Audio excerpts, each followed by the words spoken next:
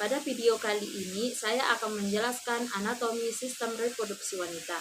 Apa yang dinamakan dengan sistem reproduksi wanita dan bagian-bagian apa saja yang terdapat di dalamnya. Sistem reproduksi wanita adalah organ yang berfungsi untuk memproduksi keturunan. Sedangkan bagian-bagian di dalamnya itu terbagi menjadi dua, yaitu genitalia eksternal dan genitalia internal. Genitalia eksternal yaitu yang berada di luar yang dapat kita lihat. Bagian-bagian di genitalia eksternal ini terdapat mons pubis. Mons pubis itu berfungsi sebagai tempat tumbuhnya bulu kemaluan atau rambut kemaluan. Kemudian klitoris, ureter, vagina, himen atau selaput darah, perineum, garis antara lubang antara vagina dan anus. Kemudian anus, labia mayora, labia minora.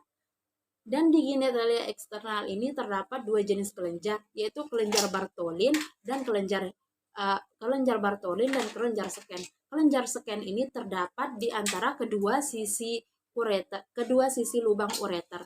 Dan kelenjar Bartholin ini terdapat di antara kedua sisi lubang vagina yang berfungsi sebagai gel. Kemudian yang kedua yaitu genitalia internal, organ reproduksi bagian dalam.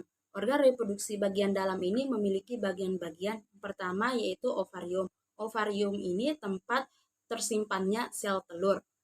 Kemudian tuba fallopi. Tuba fallopi ini yang menghubungkan ovarium dan uterus. Dan di tuba fallopi inilah terdapat ampula tuba. Di ampula tuba inilah tempat bertemunya sel telur dan sel sperma. Kemudian uterus. Uterus ini tempat berkembangnya janin. Cervix dan vagina. Uterus ini memiliki bagian-bagian dan memiliki lapisan.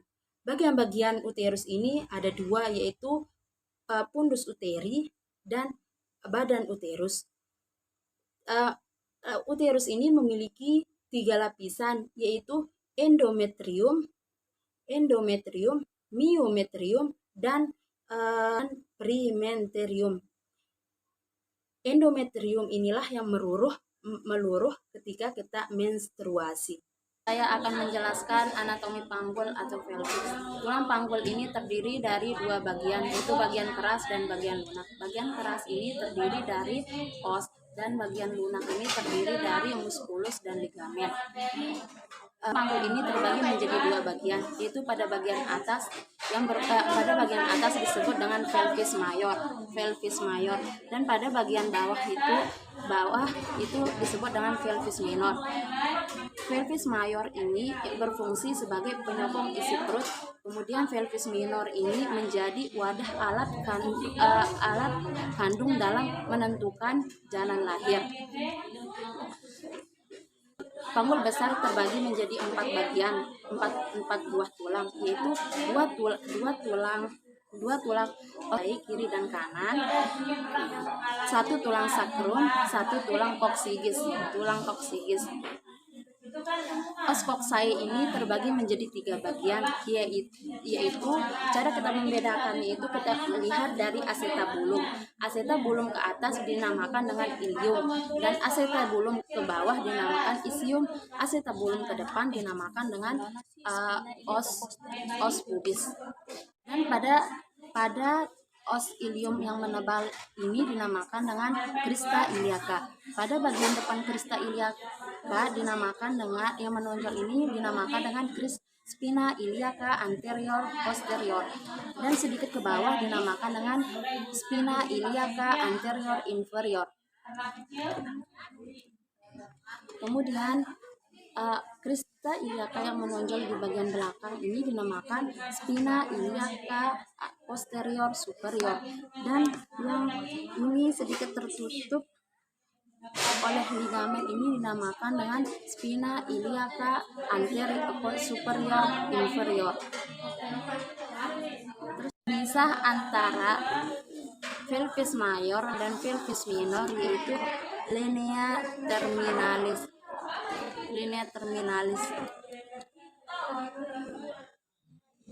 Selanjutnya yaitu os isium atau tulang duduk. Tonjolan yang berada pada os isium ini dinamakan dengan spina isiadica atau spina isiadicum. Pemisah antara spina isiadica yaitu bagian yang ini dinamakan incisura isiadica mayor, dan yang ini dinamakan dengan spina incisura isiadica minor.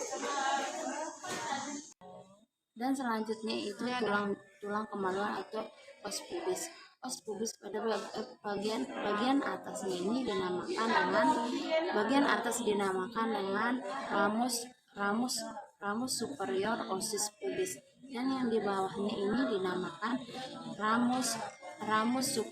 ramus inferior osis pubis, dan lubangnya ini dinamakan dengan foramen pectoratum. Dan segitiga yang ini dinamakan dengan arcus pubis.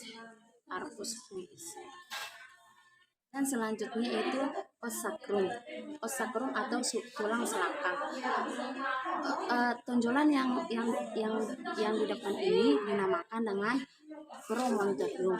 Lubang-lubang ini os sacrum ini terdiri dari 5 ruas tulang. 1, 2, 3, 4, 5.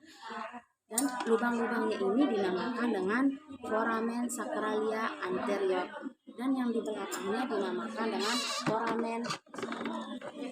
foramen sacralia posterior.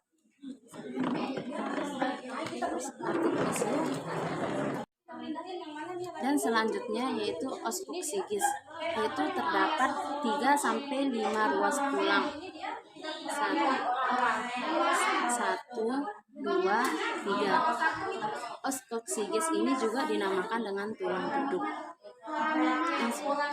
Dan selanjutnya kita akan membahas sendi atau artikulasi. Sendi ini di dalam bangku ini terdapat ada 3, yaitu articulatio sacroiliaca, yang kedua yaitu articulatio sacrococcygeus, kemudian itu symphysis pubis. Dan selanjutnya kita akan membahas otot-otot atau ligamentum.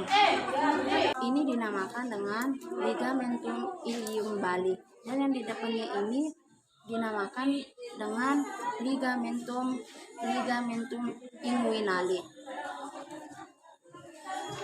Dinamakan dengan ligamentum sacrospinale, dan yang di bawahnya ini dinamakan dengan ligamentum sacrotuberale.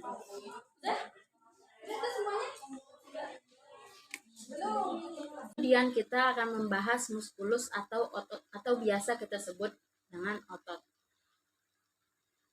Muskulus yang terdapat pada panggul atau pelvis yaitu musculus levator ani, musculus bulbus spongiosus, musculus pinter ani externus, musculus gladius maximus, musculus gracilis, musculus transversus perineal superficialis. Kemudian itu tipe-tipe atau bentuk-bentuk tulang panggul atau pelvis. Tipe-tipe atau bentuk-bentuk tulang panggul ini ada 4. Yang pertama yaitu gynecoid, underoid, anteropoid, dan platypoid. Yang pertama gynecoid. Bentuk gynecoid ini agak bulat dan dimiliki oleh 41% wanita, dengan ciri-ciri tulang sakrumnya itu melengkung dengan baik, spina isiadicanya itu tumpul dan tidak menonjol, sedangkan sudut arcus pubisnya itu membulat. Yang kedua yaitu underoid, yaitu yang berbentuk seperti jantung, yang dimiliki oleh 33% pria. Ciri-cirinya yaitu kurva satura sakrumnya itu hampir lurus, anglus subpubisnya itu sempit. Yang ketiga yaitu anteropoid, itu berbentuk agak oval atau tidak menonjol ke atas, dan dan sempit. Tipe ini dominan dimiliki oleh laki-laki, dimiliki juga oleh wanita yang memiliki perawakan tinggi dan tungkai yang panjang. Yang terakhir yaitu platipoid. Platipoid ini berbentuk seperti elips atau pipih. Tipe ini jarang dimiliki oleh perempuan maupun laki-laki, karena tipe ini dimiliki oleh orang yang memiliki gangguan rakitis atau hereditas.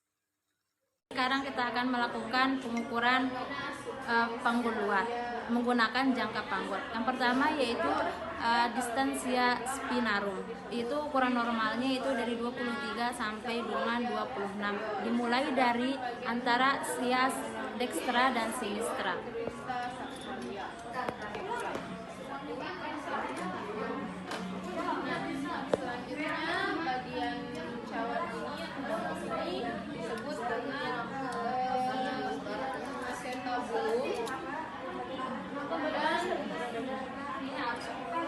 Dan di sini ukurannya yaitu 23, maka itu normal. Kedua yaitu distansia cristarum. Itu normalnya yaitu 26 sampai dengan 29. Kita mulai dari crista iliaca dextra dan sinistra. Di sini terdapat artikulasi sacrum iliaca yang mana menghubungkan antara tulang ilium dengan tulang sacrum atau tulang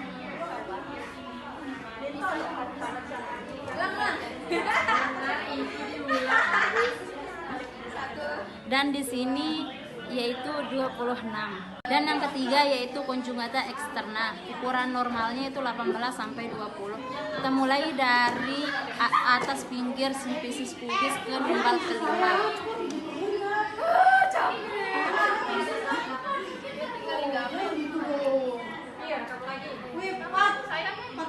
Mana tungsi saya?